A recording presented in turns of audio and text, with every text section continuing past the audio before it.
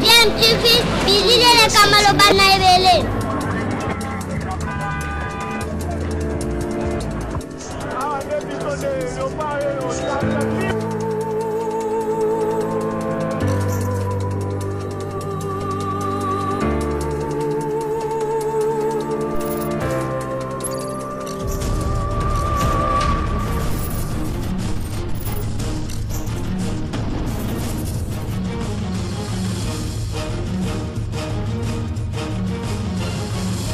DMTV toujours en avant.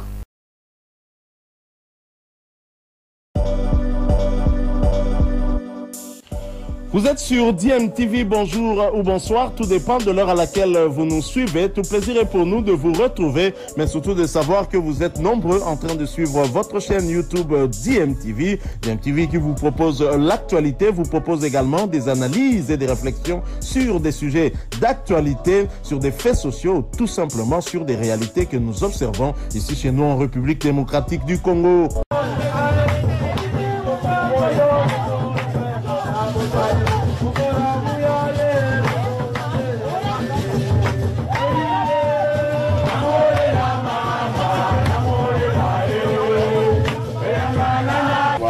Alors, Papa Konga, Awa, tu as combien de chambres? Oui, effectivement. Awa, tu as 6 chambres, salon et installation hygiénique à l'intérieur. Donc, salon, tout le salon, c'est pour la bâtiment. Salon pour la bâtiment, et puis c'est un balcon pour la bâtiment, surtout dans la solo. Balcon, tout le monde. Ok. Ok. Alors, installation sanitaire, tu as la douche bonne, toilette bonne. Oui, tu as la douche mi-balai, toilette et mi-balai. Oui, c'est l'avantage dans Oyo, parce que nous sommes en tout cas bénéficier de l'hospitalité. Il y a Papa Konga Mangala, depuis que ça fait déjà 2 semaines, toujours dans la 3e semaine, je pense que ce Nzamba battu le biso, ces jours au bout de 3 semaines, ce qui est eu occasion, il y a Kozonga, au biso moko to vivre, en tout cas, c'est que quartier Mokwaki, et plus particulièrement dans l'avenue Oyo Mangé, ils ont un calme. Ah, puis zali na calme moko neti na bakomi na bagombe wana na Kinshasa, donc calme plat au kanzake makanza mubimbe za kaboye mais so ke bakota bazando mona ke loenge zali mais awa pende za calme pona bato balingaka moi concentration aye na but moko touristique asa moi tourisme na ye mais sika na ya kopema ezala calme. Je vous recommande na avenue Mangé numéro 31 et pas ya Papa Konga Mangala 6 chambres ezali awa pe ba chambre wana ezala ba minene ya ba suite. Vous avez un hôtel à Mineni, on a une chambre à Mineni avec une habitation à triple lit, double lit, on dirait ça, en tout cas, ça vraiment Mineni. Oyo, vous allez aider un jour à visiter Mankanza, c'est possible, là, on cause à la Congolais, vous allez moi Mankanza, moi à Mankanza, topé étranger parce que tout le monde a qu'il y a quelques jours, Mindele Moko, Batambola na Mankanza, donc vous allez possible, peut même un étranger, aya na visite Kaka, ou Mankanzo, Bakobenga nouvelle envers Kala, Koki Koya, pas y a Papa Konga Mangala, vous allez bien loger, en tout cas, vendre bien maille, vous allez en permanence, vous allez en maïté, aussi bien pour la chocolat, pour la besoin. Vraiment. Alors merci beaucoup Papa Konga pour la visite au Salisibiso na évité sur na liloba ya kobakisa. Nazana liloba pende ya kobakisa te nzambe ye moko ayebi kaka ndenge tozo évoluer soki mabe kozala mabe soki malamu pona malamu, c'est tout. Merci beaucoup. Donc voilà, nous allons poursuivre moi périple sur la Mankanza depuis Tokomi toujours une occasion au Tambolate. Il y a site au Pessengeto la Xarabino, notamment église qui date d'il y a très longtemps, l'époque il y a ba belge. Tozan na école Mata Boike au Yangope Salema depuis 1917. L'union surtout wana tozangonga ya Olaxabino na numéro e ko ya après. Pour na lelo en tout cas tout ces pela qui to bandana nesika oyo et pas wapi moko ya ba pui où ezaki installé par Oxfam, où ils ont installé par Oxfam, où ils allaient toujours continuer à fonctionner parce que Ebele, ils ont sous fonctionnel. Alors il faut féliciter et encourager Bandeko, Bazali, pour continuer à entretenir en haut malgré que la communauté où ils allaient bénéficier en haut, Bazali pendant qu'on contribuer, mais n'a pas fort, n'a pas personnel, pendant mon salo ya ebi ko sala Bazali ko entretenir. Nous allons poursuivre dans le numéro, monsieur en attendant peut-être nous allons encore un peu filmer et si quand au Pobomo na Ngondengezali.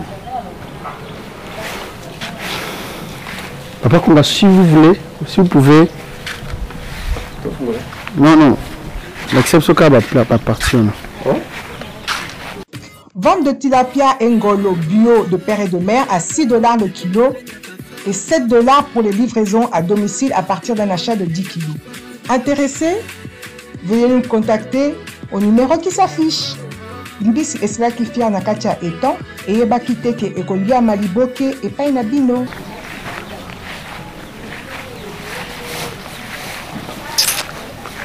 Explication bon. Cette explication il importe kaka. Voilà.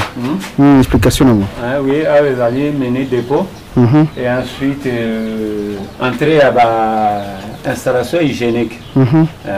Ok, puis pour la cocotte, on a une chambre moussous, couloir pour la cocotte, on a une chambre moussous.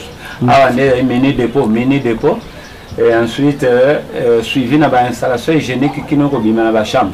Il faut passer le bail qui peut que bateau va voyager comme tu arrives à cause de la montagne dans le bois tout c'est aussi l'utilité dans le pays l'utilité dans le pays en babiloko ba essence cause à sika bato bazalite et faut la moi en dehors na kati kaka ya même ndako mais en dehors donc mini dépôt. D'accord, merci.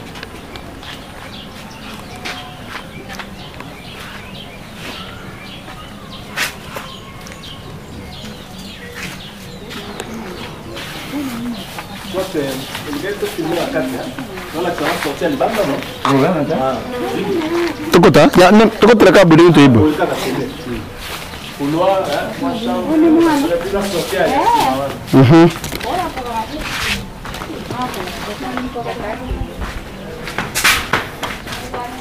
Voilà.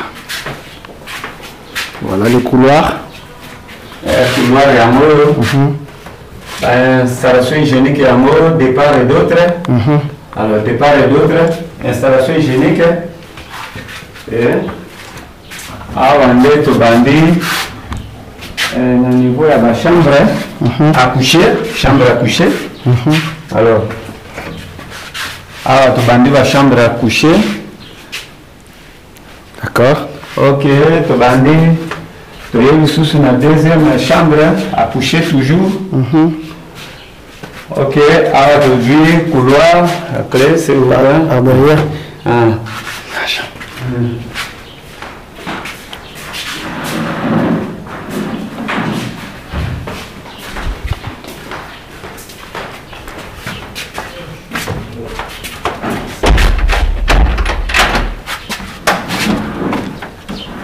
Et à couloir, oui, mais miti,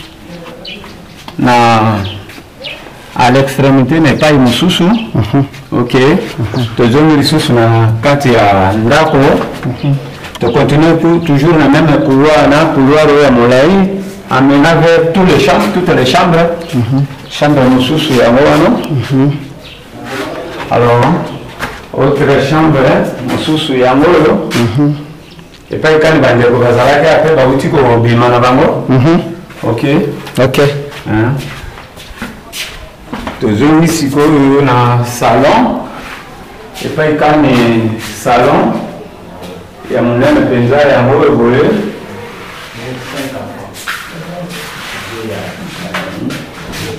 Voilà. C'est qui nous boule la véranda. Ok. Ah voilà. Tu bimes na balcon, véranda na balcon. Il y a mon aime pour la maman solo. En tout cas, tu as le bouton du papa. Ok, merci Mick. Ok.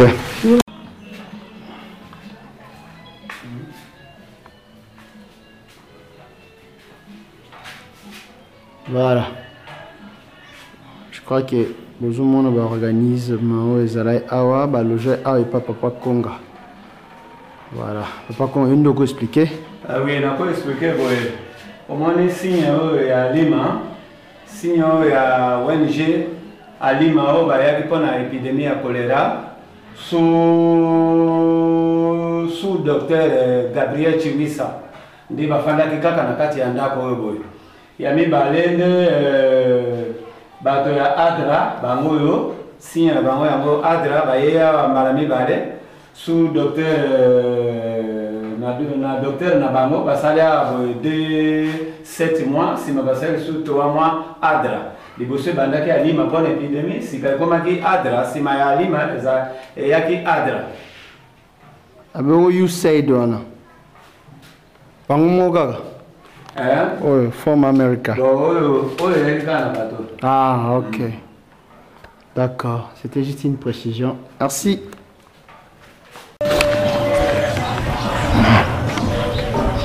On se va déplacer. Nous sommes à l'hôpital général